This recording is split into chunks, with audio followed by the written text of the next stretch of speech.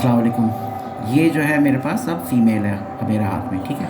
इसके नेल्स आप देखें इतना ज़्यादा बड़े हुए नहीं हैं, बहुत ज़्यादा कर्व नहीं हुए जिस तरह मेल के मैंने आपको दिखाया था पिछले उसमें। तो अब मैं इसकी ना सिर्फ क्लिपिंग इस तरह करूँगा कि इसके जो कोने हैं ना उनको जो हल्का सा कर्व आ रहा है, और मैं आपको पहले ही बता दिया ब्लड लाइन तक नहीं जाना, उससे पीछे ही रखना है। तो इसको मैं यहाँ पे थोड़ी सा पकड़ के हल्की हल्की क्लिपिंग कर दूँगा, ताकि जो बिल्कुल शार्प इसका एंड आ रहा है ना वो ना रहे। और ये मैं आपको पहले ही बता चुका हूँ कि इसकी जो हम क्लिप करते हैं तो उसका जो मकसद है वो क्या होता है। इसका मकसद ये होता है कि अगर जैसे ये फ़ीमेल है ना, तो अगर ये जैसे नेस्ट में होगी तो जो नेस्टिंग मटेरियल होता है बाज़ दफ़ा वो उसके नेल्स के कर्व होने की वजह से उसमें फंस जाता है, और फंस के फिर वो जो है ना नेस्टिंग मटेरियल को ख़राब करता है।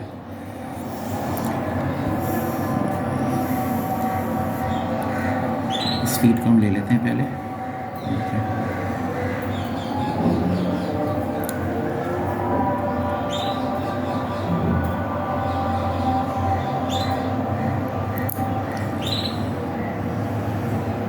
ये वाला नेल लंबा लग रहा है तो इसको मैंने यहाँ से काट दिया, ठीक है। बाकी नेल्स को इतना ज़्यादा लंबा नज़र नहीं आ रहा है मुझे। देखें ये भी आप देख रहे हैं बिल्कुल थोड़े से ही हैं, ये भी बस इसमें ये वाला एक हल्का सा है, इसको भी मैं कर देता हूँ, लेकिन ये लंबा नहीं है। और ये जो ना काटती है, कटखंडी है, तो अगर मैंने ज़रा सा भी इसको छोड़ा तो ये मुझे काटेगी। काटने से कुछ होता नहीं है, काटती रहे बेशक आपको, लेकिन ज़ाहिर है आप थोड़ा सा वो हो जाते हैं डिस्टर्ब। ये देखिए कट रहा है इसके,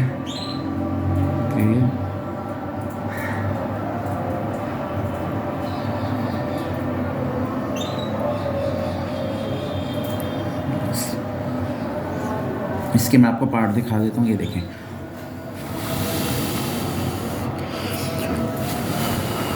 ये देखिए इसी तरीके से स्पर हुआ हुआ है यहाँ पर हल्का सा,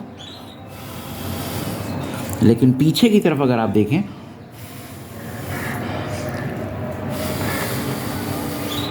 आई होप कि आपको नज़र आ रहा हो, इस जगह पर ना यहाँ पर इसका स्लिट सा नज़र आता है स्पर के नीचे, यानी दुम वाली साइड पे, इधर इस जगह पे वो स्लिट यूं करके नज़र आता है बहुत। अगर आप एहतियात से इसको देख रहे हैं, यानी हर आदमी इसको नहीं देख सकता, लेकिन अगर आप इसको बहुत ज़्यादा उससे देखें तो आपको ये नज़र आएगा। और क्योंकि ये ब्रीड कर चुकी है ना तो ये स्लिट और ज़्यादा आपको वाज़े नज़र आता है। मैं इसके भी यहाँ पे थोड़े से परों को साफ़ कर दूँगा, हालांकि इसकी इतनी ज़्यादा ज़रूरत नहीं पड़ती, लेकिन फिर भी मैं कर देता हूँ उसको। जिसको यहाँ से पकड़ना बड़ा मुश्किल हो जाता है क्योंकि हमें इसकी दुम को सीधा रखना होता है। जब तक कि दुम सीधी नहीं होगी ना तो हम इसको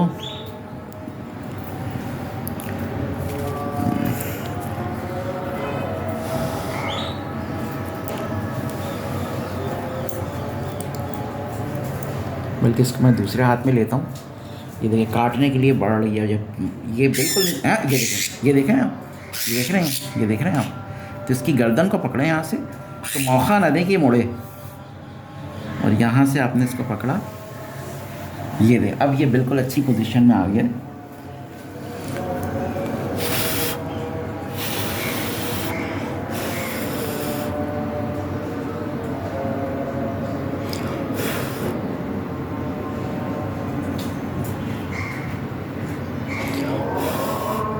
ये देख रहे हैं आप बैलीज की,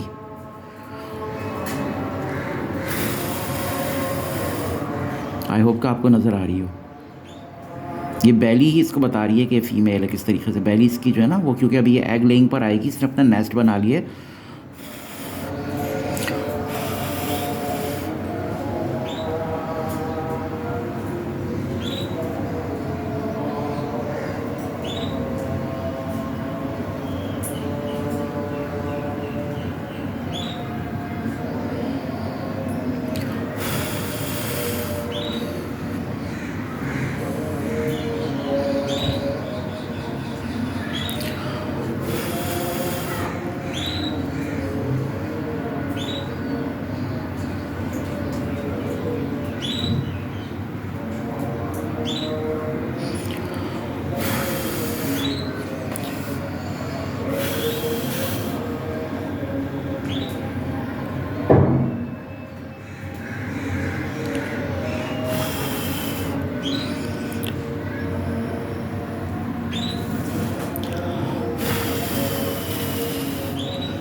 ये देखिए यहाँ पर ये वाला ये भी मैं काट देता हूँ।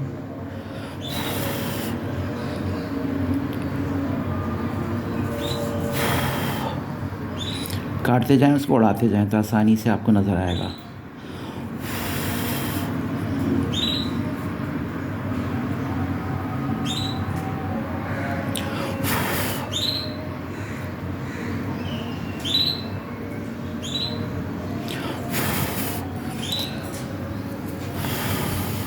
काफ़ी हद तक साफ़ हो गए, ठीक है।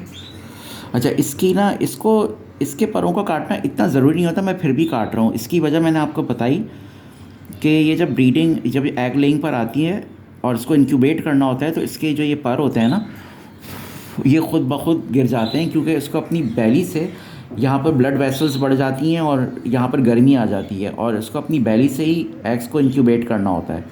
तो क्योंकि इसको अपनी बैली से ही एग्स को इंक्यूबेट करना है, तो इसको परों को गिराने की ज़रूरत नहीं है। ये पर ख़ुद गिरेंगे और फिर ये इंक्यूबेट कर लेगी। मैं इसको वापस रख देता हूँ, उससे पहले कि देखिए मुझे काट रही है, तो वापस रख रहा हूँ। और मैं आपको इसका एग भी दिखा देता हूँ।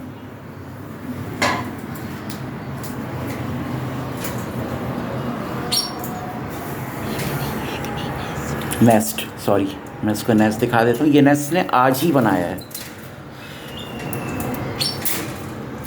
ये आज सुबह से ही इसने अपना नेस्ट बनाया है।